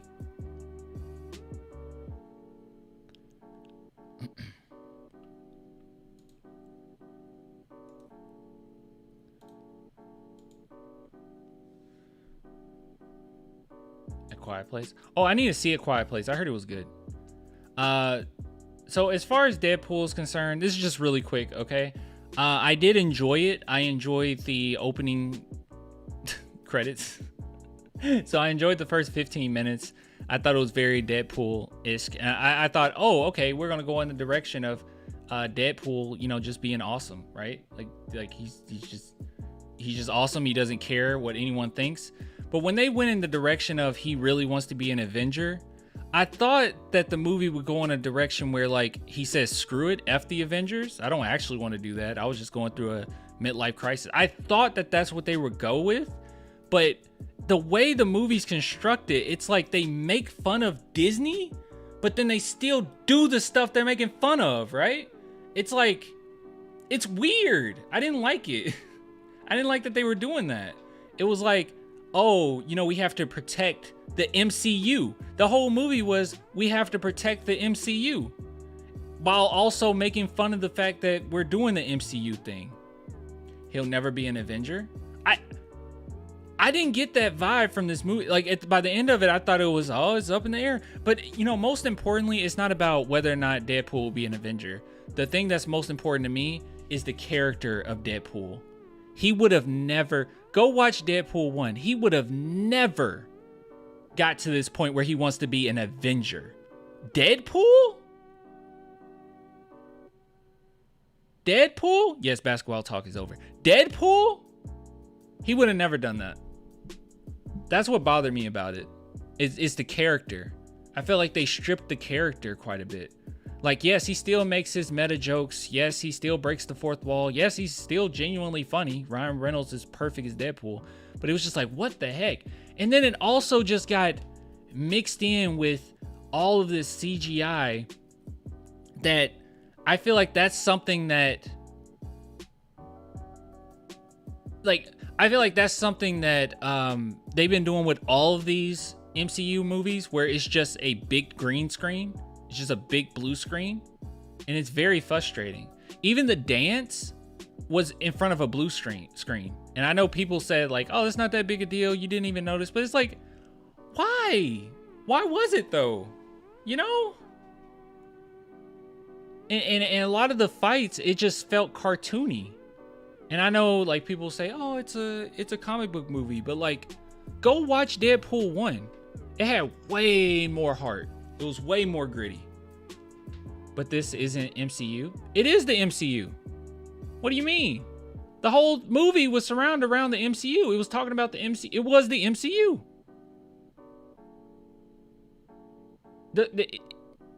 He wanted to be in the MCU. And I thought that they would use that as just playing, whatever, screw it, let's get to the real plot. But no, the first movie I felt like had more heart. I felt like it was grittier. I felt like it actually made you attached to this character. This one kind of didn't. I just didn't care. It was like I was having a good time. I was laughing, but I was also pretty cynical, man. It just, well, I wasn't cynical. I felt the film was cynical. It was just like, okay, yeah, you're making fun of the mouse, right? You're making fun of Mickey, but you're still doing the same stuff. I don't know. I didn't watch, just didn't think all the others were part of the MCU. Oh, okay, I'm sorry. It wasn't. Deadpool 1 and 2 was owned by Fox. Okay, Fox had the rights to that, and you know, it was his own thing. Okay, but then Disney bought Fox, and now Disney has elected to only make Deadpool, he's only useful to them if he's part of the MCU. So the whole discussion around it right now is, can he save the MCU? Which is so stupid. He's not that type of character. He wouldn't care. The Deadpool I know, maybe I'm too attached to it, okay? But the Deadpool I know would not care about the MCU. He wouldn't. He already didn't want to be, I thought Deadpool wanted to be an X-Men. See, that was the thing. In the first movie, maybe my memory is jogged here, but in the first movie, I thought that he didn't. I thought he was like, he went kind of against the X-Men a little bit, right? Wasn't he like, hey, you got to just do the right thing? I don't have to go by the rules. Why would I go by the rules of the X-Men? Wasn't that the thing? Or in the second one, did he, I don't know. I didn't like the second one that much, so it kind of blocked out of my memory. Deadpool is for himself? No, Deadpool isn't just for himself. Deadpool likes the freedom of doing what he wants to do, but Deadpool is for the people. He does like genuinely care about saving people, but he also wants to do his own thing. That's what makes him special. Once you start like Adam in the MCU, it's just frustrating. Go back and watch the first Deadpool. It had way more heart. And it had way more heart too, because I think it started off as just a passion project from Ryan Reynolds and TJ Miller. And they even leaked the footage. I remember when this happened. They leaked the footage. Fans went crazy, and they did that as a means of getting more producers on board, getting more money for the film.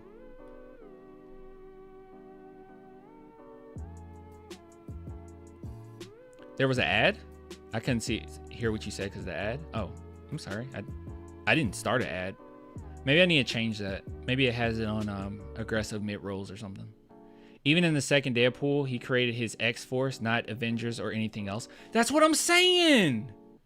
That's what I'm saying. This movie just bothered me. And I felt like a lot of people came out of it and said, oh, it was phenomenal. But it was like, well, it was fun. It was funny. But like, I feel like we took the Deadpool out of Deadpool a little bit, you know? I mean, he shouldn't be part of the MCU at all. It shouldn't have anything to do with the multiverse and all this. The whole thing is like, we're going to make fun of Disney, but also he wants to be an Avenger. And also he's trying to save the MCU. Get it? Meta commentary? No, I don't want it to be about the MCU at all. Disney be messing things up. The MCU was cool for a while. Just frustrating, man. It irritated me. It irritated me. And you brought back Hugh Jackson for this. He was great, by the way. They were both great. Fun film. I found it funny. Some of the action sequences were fine. Well acted. Cinematography wasn't as great as the first one. I really hope you guys... MCU was never cool. It was fine. Overhyped. It was fine. It was fun events, you know. I think we could have ended it after the end game, you know. It was fun. Leading up to it, it was like, okay, I got to catch these movies. I want to watch. And now it's just too much. Yeah, it's just way too much. They ruined. They already ruined Star Wars. They ruined Peter Parker. They absolutely destroyed Spider-Man. I mean, you did like 3 Spider-Man movies just for him to get to the point where he became what all the other Spider-Man were. Like, it took us this long just to get to the point where we're like, oh, you know what? It might be good if Peter Parker was poor. Really? You just thought of that? Maybe Peter Parker should be poor. Maybe he should be relatable. Get out of here. Just about to say Star Wars was ruined too. Yeah, Star Wars sucks now, dude. Yeah, can you believe that? And then even to get Spider-Man to the point they got him at, they had to do a bunch of nostalgia. It's like everything is just full of stupid nostalgia stuff. This movie, this Deadpool Wolverine, like I said, it's fun, but all the cameos, I just thought it's unnecessary. I just thought it was unnecessary. I mean, it's just fan service is fine, whatever. But like, it gets to a point where it's like, okay, now you're kind of stripping some of these characters, right? Like the girl from Logan. Why? Okay, I might have spoiled that. I'm sorry. But why is she in it? I don't know. Why? Why are we doing this? I agree Disney messes up everything. They messed up some of the Star Wars movies and Alien movies. I hope they don't kill Alien. Dude, they suck, dude. Disney sucks. Disney has a few things that are pretty good. But yeah, you playing on a nostalgia. Exactly. It's just like nonstop nostalgia with them. They did it with Deadpool, and they did it with well, this wasn't Disney, but they tried to do it with the Flash movie, where it's like, oh, let's show Batman. Let's show the old Batman. Who cares? Stop. And that last Spider-Man movie, after the hype died down, because I did go to the theaters to see it. I was like, oh, this is fun. But after it died down, watch it again. It's not the same, dude. It's not the same. It was just playing on nostalgia. It's like, do your own thing, man. Deadpool should have been doing his own thing. That first Deadpool movie has so much heart. And it was a genuinely good story. It made you tear up, man. It actually made you tear up. But now it's just like, now he's just in the mixing pot of this corporate BS from Disney. Disney needs to stick to Pixar movies. Even Pixar movies started to suck after a while. Inside Out 2 is fine, but it's the same movie as the first one. Everyone says Inside Out 2 is like, whoa, they're finally back. But that's just because of how bad Pixar has been. Whether you like it or not, Disney lure is immeasurable. I think Disney has like a lot of like great properties or whatever. It's just they're just buying up all these properties and ruining it. You know, when they really should be their own thing. Not everything has to be in your whole pot to monetize as much as you can out of these characters. You don't have to throw Deadpool in the MCU. He doesn't have to have anything to do with the MCU. Just make standalone movies again, man, and stop with all this CGI. They only do all this CGI because they don't have to pay the artists. that much. They can just exploit them. That's the only reason they do it. Actually try. You got enough money, enough resources to make something great. I'm sorry. That made me upset. That movie broke the fourth wall every 5 minutes. Yes, that was another thing. In the first film, and don't get me wrong, this maybe this just, maybe I'm wrong on this, but from what I remember, in the first film of Deadpool, he broke the fourth wall, but it wasn't like this. It wasn't like, hey, this is the movie that you're watching. Hey, this is the movie that you're watching. Hey, this is the movie that you're watching. Hey, this is the movie that you're watching. Hey, this is the movie that you're watching. He did not do it that way. It was not like that at all in the first in the first movie. It was like meta joke, but we have a story that we're going by. Here's another meta joke. Oh, that's funny. But when it gets to the point where other entity, like there were other characters in this movie breaking the fourth wall, and it's like, why are you breaking the fourth wall? Deadpool can do it, but everyone else needs to be aware that they're not in a movie. They did it way too many times. And I was just rolling my eyes with all the Disney Fox jokes. I'm like, okay, all right. Yeah, you saying all this. You're like, you guys were worried. It's like, you guys were worried that we weren't going to be rated R, but we're super rated R, right? There's like, okay, but you're still in the MCU. I don't know. That's my complaint there. Wemby Space Jam win. I don't want any other Space Jam movies, okay? I don't want Wemby to be subjugated to a terrible Space Jam film. Dude, I forgot to close this poll. There we go. I thought Clan was stuttering. What?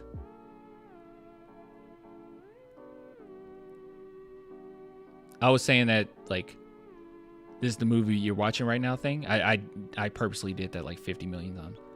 All right, so I watched that movie. I found it funny, especially the opening credits. I thought, oh my goodness, okay, we're back.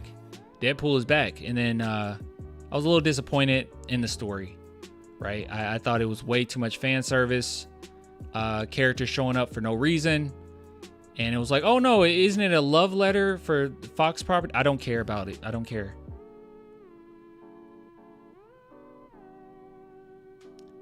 Low-key, there could be a movie of Wemby coming to Earth in a space shuttle and creating havoc on Earth basketball.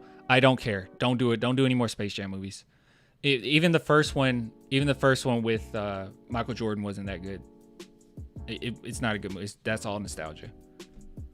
But the second one was really terrible. The second one was, look at all the properties that we have. I don't want Wemby to be in a movie just full of... I just don't want it to be a big advertisement for what they have. The first one at least had heart and you kept it within its own thing. The first one sucked. It did suck because MJ can't act. But it was it's considered the better one for a reason. It solidifies legacy as GOAT. Jordan got it, LeBum got it, now Wemby got to get it. Okay, whatever. Hopefully it's good. What? Oh gosh. People said it was trash, right? Let's see, Space Jam Legacy. Please have like a 10% on Rotten Tomatoes. I have no faith in humanity if it has anything less. Okay, 26%. Okay, now we gotta see the audience score. Okay, most of the time critics are correct. Sometimes they're off, and we'll talk about a movie in a minute that I felt like they were off. Let's see, 79%, dog. 79% of fans saw that film and said it was good. Are you joking? Are you kidding? It got nearly 80% from fans. Are you joking? All it really takes is LeBron James and some Looney Tunes for you to say that this was a good film. That's incredible. That is so disrespectful. That's insane. It doesn't deserve that. The first movie was better. Let's see what the first movie is. The first movie sucked too, but it was better.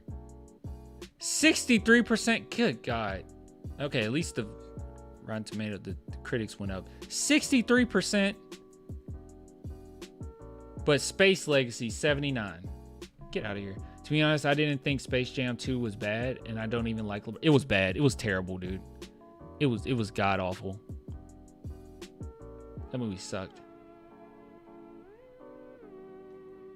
What's the point of Cheetos? And what? They don't even know how video games work. That made no sense. I put a glitch in the game for you. That makes no sense. Whatever. Shut up. I hate that movie. Bill Murray is good. That's what really made the film. Bill Murray and the original animation. I didn't like them go all 3D with the new one. Like, they could do much more. And it was confined in its own story. It wasn't like, hey, look at all these properties that we have. Space Jam Legacy was just a big old commercial. Bro, Clan is nostalgic. That was a joke, by the way. Wait, which part? Gotta remember this movie was made for kids, so children's ratings probably accounts for it. Wait. This? You think kids went in here and rated? No. Kids didn't rate it. Oh, you mean the Space Jam Legacy? I don't buy that, man. That's another thing. I don't buy. Look, Space Jam, everyone knows that people have nostalgia for Space Jam. Everyone knew this. When it was coming out, people were going crazy because it was older people, millennials, whatnot, maybe a little bit older than millennials even, that were excited for this film. They were like, oh my God, Space Jam's back, right? They were excited for it. Yeah, it was a kid's film as well, but I do not buy that, all right? You can make a kid's film that's beautiful for everybody, all right? Paddington is a children's film, but it's competent, it has heart, and it's beautiful. And if you haven't watched it, you need to watch it. This is disrespectful. 97%, give it 100. It's 100%. Audience is stupid. 80%, it should be 100. All right? Anyone that gave this a bad rating is stupid. All right? Trust me. All right? Just because something's made for children doesn't give you the excuse to be lazy. The bar is set way too high. Children ain't in Rotten Tomatoes. Yeah. Space Jam OG is 100. It's better, and it's still a bad movie. Bro, you know when you watch a movie just because you feel like you have to? That's how I was watching Space Jam 2. Yeah, it's like, yeah, I came into it, honestly, quite like a little enthusiastically. I'll be honest. I was like, oh, maybe it'll be pretty decent. I'm interested to see what they hit. And oh my God, LeBron James acting. It felt worse than Michael Jordan's. At least Michael Jordan had the excuse that he was literally like, they said when they hit cut, he went to practicing. Like he was practicing the entire time. At least he has an excuse. LeBron James, my God, dude. Moved to LA for that acting? That was terrible. He was just a sour grape the whole movie. It was like, why are you so angry? As a movie, both Space Jam movies suck. Imagine if we weren't into basketball. Why would you watch? Yeah.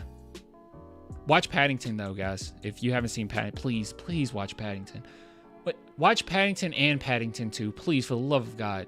For the love of God. What did Paddington 2 get? Oops.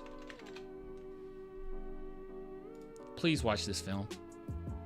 It's so good. 99. Yes! Yes! Watch Paddington. I got to get my girl on Paddington.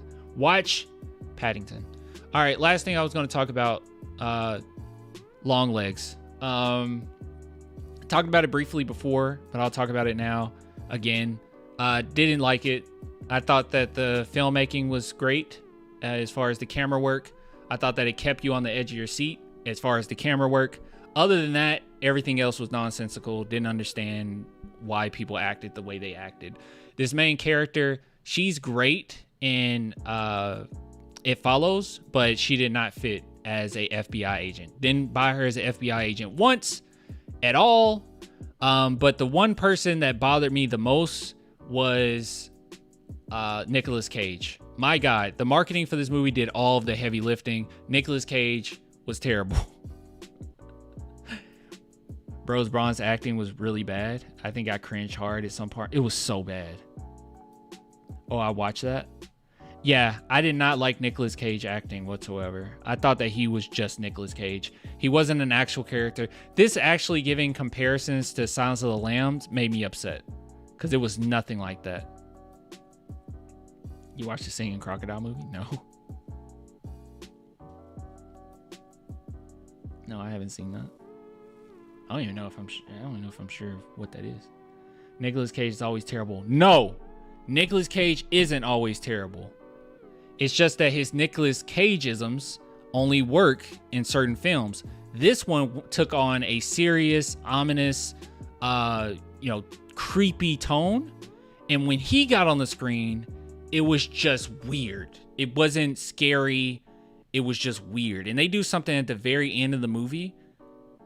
It was very insulting to me. But yeah, Nicolas Cage was just strange. He was just saying nonsense.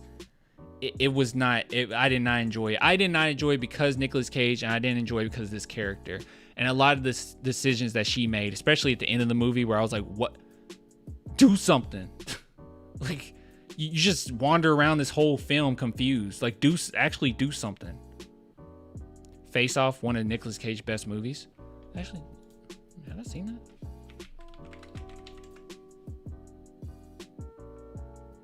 Oh, I never seen this. John Travolta? So what you're telling me is this is a movie I need to add to my list. Hold on, I'm adding it.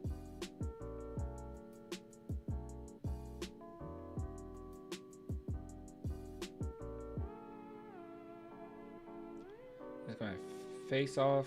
This came out in 1997. 1997. All right, I'll watch it.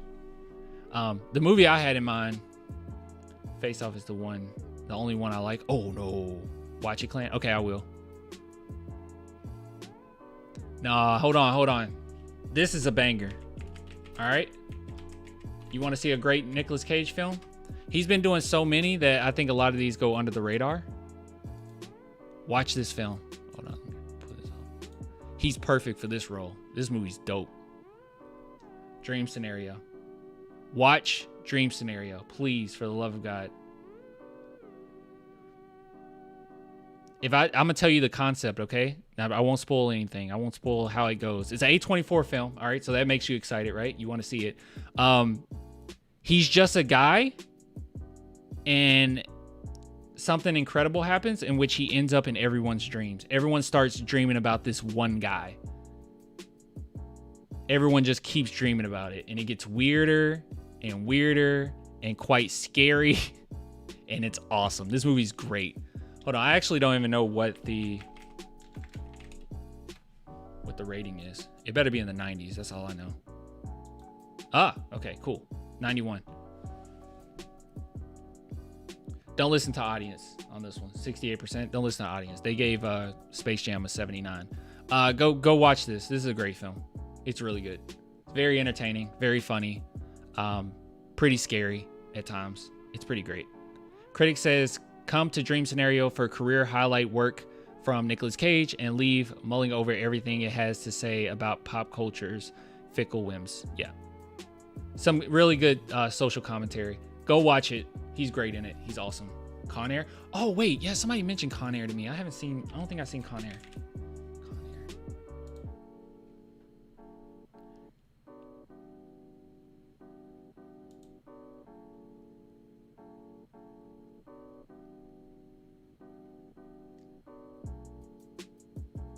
I'm not just basing this off of the Rotten Tomato score.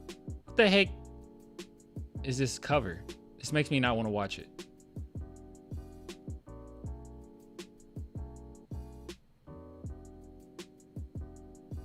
Seems interesting. What are we talking about? Dream Scenario? Dream Scenario actually is really great. Trust me. It's literally just like millions upon millions of strangers start dreaming of them. It's really entertaining. Like it's really entertaining. I can't spoil how it goes, but it gets wild. Bro, have you watched Killer Clowns from Outer Space? No, that's on my list though. Is it actually good? I'm gonna ask you if it's good, and then we're gonna get out of here.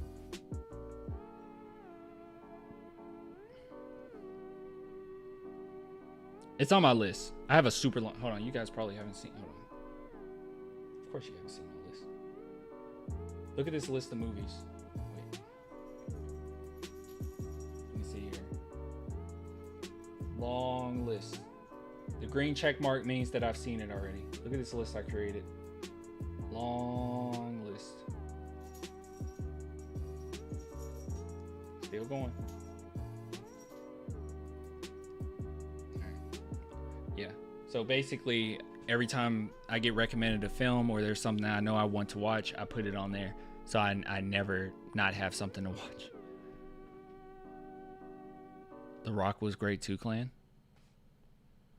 Bro, have you watched Boy likes movies? Heck yeah. Killer Clowns is so bad, it's amazing. If you love bad movies, I recommend. That's what I was thinking. So bad it's good type thing. The Rock. Let's see The Rock. Oh, that's Nicolas Cage too. All right, I need to see Nicolas Cage old films apparently, huh? All right, we'll put The Rock down. I'll put The Rock down. That's cool. Yeah, I know Nicolas Cage get a bad rap because he's so weird. And he basically takes on any role. But Dream Scenario is one where he's perfectly casted. I like the Nicolas Cage roles where I couldn't imagine anyone else in that role. Unfortunately for Longlegs, they needed someone completely different. They shouldn't have put Nicolas Cage in that movie. It might have been one of those things where we got Nicolas Cage and now we can get even more funding for the film. Maybe that's what it was, but not for it. He was terrible. He just took me out of it. I laughed when he was on he wasn't scary. He was just gross and weird. Raising Arizona. Yeah, that's good. Killer Clowns wasn't bad for the time of its release. If it's the 80s era it came out on. Okay, so it'd feel like a kind of a nostalgic trip. All right, we're going to go and get out of here. We all scared of clowns. All right, let's go ahead and get out of here. Big shout out to BetUS for sponsoring this live stream. Guys, please head on over to BetUS. Link below in the description box. Box. You'll receive 125% bonus on your first 3 deposits. But yeah, go check it out. Like I said, you support the sponsors, you support the channel. I really do appreciate all the love from you guys. I will get with you later. Thank you for all the suggestions, all the movie suggestions. We had a really good discussion here. Is Nicolas Cage ever scary? Not really. We had some good discussions. I'll get with you guys later. Until next time, bye guys. Bye. Everyone have a good night. I'll talk to you soon. Bye.